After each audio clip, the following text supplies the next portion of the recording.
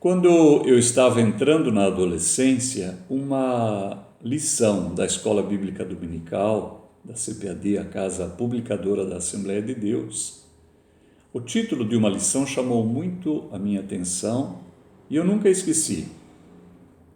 Ananias e Safira, o casal hipócrita. Com certeza, a minha memória foi tocada não por causa da lição em si, porque na época eu não tinha compreensão dessas coisas, era apenas uma criança grande ou um adolescente. Eu creio que me chamou a atenção o nome do casal, Ananias, Safira, e especialmente a palavra hipócrita, que com certeza eu desconhecia o significado. Mas hoje, quando eu olho para essa história, eu vejo a importância dela. O texto é do capítulo 4 e o capítulo 5 de Atos. A narrativa registra um tempo em que a igreja primitiva ficou praticamente morando junta, todos aqueles irmãos, ouvindo a palavra de Deus, buscando o batismo com o Espírito Santo, sendo edificados na doutrina dos apóstolos. E quando havia alguma necessidade, aconteceu várias vezes de alguém vender a sua propriedade e trazer para a igreja para que fossem alimentadas aquelas pessoas. Então diz o versículo 34 do capítulo 4: Não havia, pois, entre eles necessitado algum, porque todos os que possuíam herdades ou casas, vendendo-as, traziam o preço do que fora vendido e o depositavam ao pé dos apóstolos. E repartia-se a cada um segundo a necessidade que cada um tinha. Depois diz assim: Então José, cognominado pelos apóstolos Barnabé, que traduzido é filho de consolação, levita, natural de Chipre, possuindo uma herdade, vendeu-a e trouxe o preço e o depositou aos pés dos apóstolos. Claro que muitas coisas contribuíram para essa atitude altruísta daqueles irmãos, Uma delas, com certeza, era a esperança na volta muito próxima do Senhor Jesus.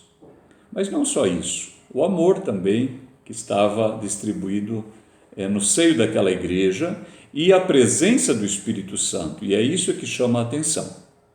E diz que naqueles dias um certo varão chamado Ananias e a sua mulher Safira, ele vendeu uma propriedade, mas reteve uma parte do preço, sabendo-o também sua mulher, e levando uma parte, a depositou aos pés dos apóstolos.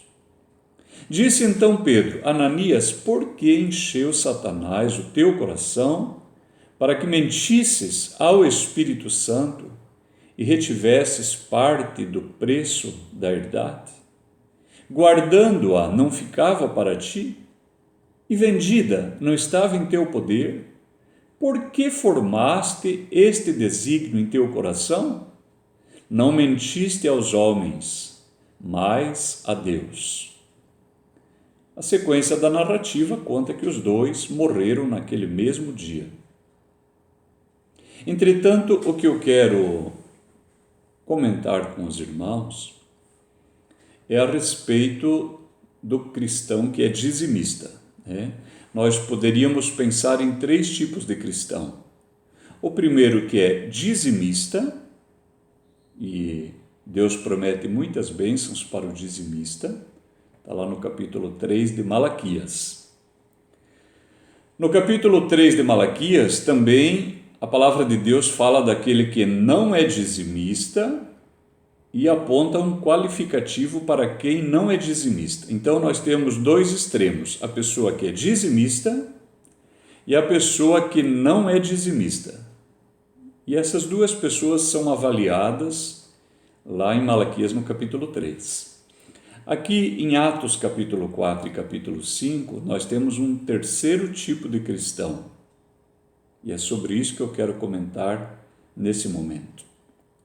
É aquele cristão que ele nem tem fé para ser dizimista e nem quer que pareça que ele não é. Então, por exemplo, a pessoa ele vai dar o dízimo, ele não tem amor suficiente pela igreja, ele nem tem fé suficiente para destinar 10% do que ele recebe para a igreja, mas ele não tem a coragem de dizer: eu não sou dizimista, eu ainda não fui tocado dessa maneira, minha fé ainda não está nesse nível. O que ele faz?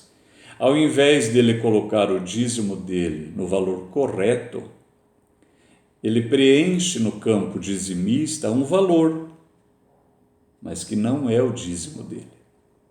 O que isso muda? Muda muita coisa.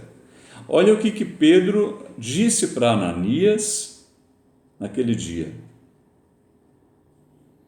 Por que encheu Satanás o teu coração para que mentisses ao Espírito Santo? Olha que interessante, Frank Stagg, no seu livro Atos, ele diz que a melhor tradução para esse texto não é que mentisses ao Espírito Santo, mas por que encheu Satanás o teu coração para que mentisses o Espírito Santo?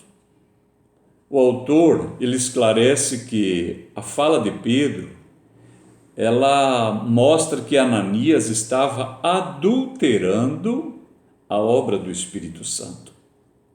Ora, que pessoa vai vender tudo que tem para trazer à igreja, para que os irmãos se alimentem disso, ficando essa mesma pessoa sem o seu dinheiro, sem a sua propriedade? Que pessoa faria isso? Só a pessoa que é tocada pelo Espírito Santo. Ananias, que não foi tocado pelo Espírito Santo, ele queria fazer crer que ele também havia sido tocado pelo Espírito Santo. Então ele mente. Ele pega uma parte do valor e entrega como se fosse todo o valor. E é por isso que o apóstolo Pedro disse: ô Ananias, se você ficasse com a casa para você, ela já não era tua?